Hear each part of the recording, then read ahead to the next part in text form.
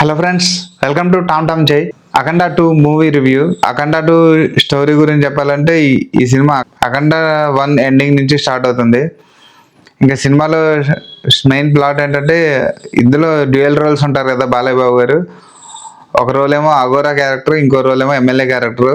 ఈ అఘోరా క్యారెక్టర్ అయిన అలియాస్ అఖండ గురువుల సలహా మేరకు పెద్ద విపత్తు ఏదో వస్తుంది, దాని నుంచి రెడీగా మనం సేవ్ చేయడానికి రెడీగా ఉండాలని హిమాలయాల్లో తీవ్ర తపస్సులో ఉంటాడు. రెండో క్యారెక్టర్ ఎమ్మెల్యే బాలకృష్ణ గారు అనంతపురం ఎమ్మెల్యేగా వర్క్ చేస్తూ ఉంటాడు. అయితే ఎమ్మెల్యే బాలకృష్ణ గారికి ఒక డాక్టర్ ఉంటుంది, అమ్మాయి జనని. ఆ అమ్మాయి డిఆర్డిఓలో సైంటిస్ట్గా వర్క్ చేస్తూ ఉంటుంది. ఇండియన్ డిస్ట్రాయ్ చేయడానికి చైనా మాజీ జనరల్, అలాగే ప్రజెంట్ ఆర్మీ జనరల్, మళ్ళీ ఇండియాలో పిఎం అవ్వాలనే ఉద్దేశంతో ఒక ఇండియన్ పొలిటీషియన్, వీళ్ళు ముగ్గురు కలిసి ఇండియా మహాకుంభమేళ టైంలో ఆ గంగా నదిలో ఇది కరోనా వంటి వైరస్ని స్ప్రెడ్ చేస్తారు. దానివల్ల అందరూ కరోనా ఫేజ్లో లాగా అందరూ జబ్బును పడి ఇష్యూస్ ఫేస్ చేస్తుంటారు. ఇటువంటి సిచ్యువేషన్లో ప్రధానమంత్రి కూడా ఏం చేయాలో అర్థం కాని ఇటువంటి సిచ్యువేషన్లో ఎమ్మెల్యే బాలకృష్ణ గారి డాక్టర్ ఉంటుంది కదా, అమ్మాయి జనని, అమ్మాయి తిని వ్యాక్సిన్ కనుక్కుంటుంది. అయితే ఇది విలన్స్ తెలిసింది. విలన్స్ ఈ ఆర్మీ ఆఫీసర్స్ని, డాక్టర్స్ని అందరినీ చంపేసి ఈ అమ్మాయిని కూడా ఈ పాపను కూడా చంపేసి ఆ వ్యాక్సిన్ తీసుకొని వెళ్ళాలని ట్రై చేస్తుంటారు. ఆ టైంలో ఈ అమ్మాయి అక్కడి నుంచి పారిపోతుంది.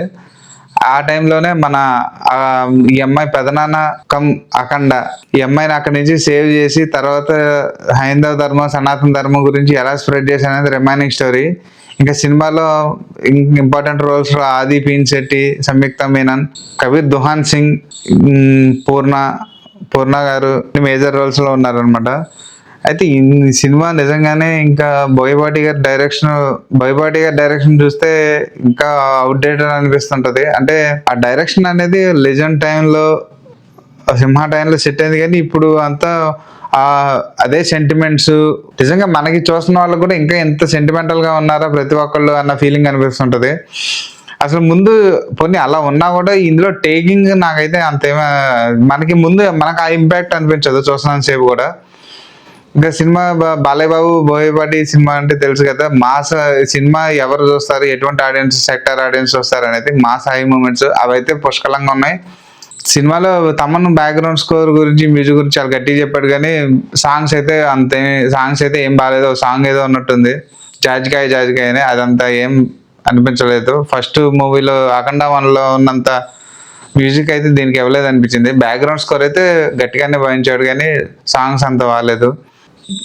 ఈ సినిమా చూస్తున్న సేపు నాకు ఒకటి అనిపించింది ఏంటంటే, అదే మనకు ఇంకొక సూపర్ హీరో దొరికాడని. అది ఎలా అంటే, ఇందులో మన అఖండ క్యారెక్టర్ ఉంది కదా, సూపర్ మ్యాన్ లాగా పైనుంచి దూకుతూ ఉంటాడు, అలాగే హల్క్ లాగా ఉతికి ఆరేస్తుంటాడు విలన్స్ ని. అఖండ క్యారెక్టర్ కి గన్స్ తో సంబంధం లేదు, ఒక పొలిటికల్ పిఎంతో పని లేదు, ఎవరితోనో పని లేదు.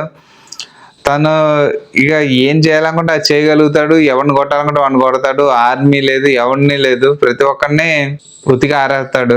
బోయపాటి గారి డైరెక్షన్ అంటే ఇక తెలుసు కదా, ఇక ఏం చేస్తున్నాడో మనం అలా చూస్తూ ఉండటమే, కానీ దానికి ఒక న్యాచురాలిటీ లేదంటే ఇవన్నీ సైన్స్, ఫిజిక్స్ ఇవన్నీ కోరుకోవడం రాంగ్ అనమాట. ఇది ఏంటి ఎలా కూడా జరిగిద్దా, సినిమా చూస్తున్న సేపు ఈ ఫైట్లో ఎలా కూడా ఉంటుందా, ఈ విధంగా కూడా జరిగిద్దా అనేది చూస్తూ ఉంటామే.